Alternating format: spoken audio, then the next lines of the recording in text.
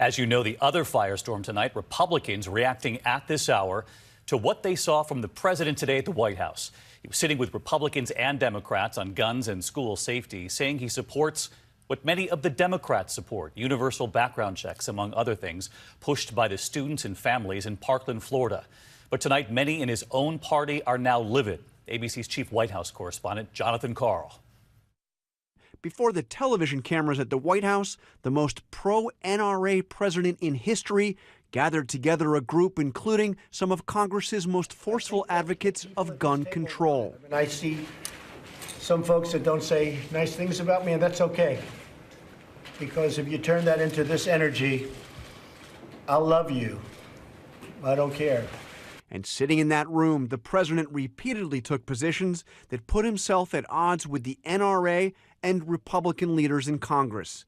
He embraced Connecticut Democrat Chris Murphy's call for background checks on all gun purchases, an idea Republicans have voted down again and again. We can't get it done. There's nothing else like that, where it works, people want it, and we can't do it. But you have a different president now. Well, listen, I mean, you went through a lot of presidents and you didn't get it done. You have a different president, and I think maybe you have a different attitude, too. I think people want to get it done. Mr. President, it's going to have to be you that brings the Republicans to the table on this, because right now the gun lobby would stop it in its tracks. I like that responsibility, Chris. I really do. I think it's time. It's time that a president stepped up. Trump even seemed to oppose his own vice president on how to take guns from someone identified as a possible threat. Allow due process so that no one's rights are trampled, but the ability to go to court, obtain an order, and then collect not only the firearms, but any weapons in the possession of that individual. Or might take the firearms first and then go to court, because that's another system. Because a lot of times, by the time you go to court, it takes so long to go to court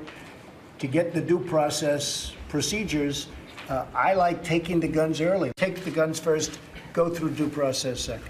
And the president brought up an idea the NRA says it firmly opposes, raising the age to buy assault weapons like the AR-15 used in the Parkland shooting to 21 years old. I would give very serious thought to it. It doesn't make sense that I have to wait till I'm 21 to get a handgun, but I can get this weapon at 18. I don't know. The president told the bipartisan group he wants more than action. He wants bold action, a comprehensive bill on guns and school safety. He told one Republican leader to put aside a controversial pro-gun measure and to concentrate on something Democrats will support. You'll never get this passed. If you add concealed carry to this, you'll never get it passed. The president called the NRA patriots on his side. I'm telling you, I think they're there. I think they're there. Some of you people are petrified of the NRA. You can't be petrified.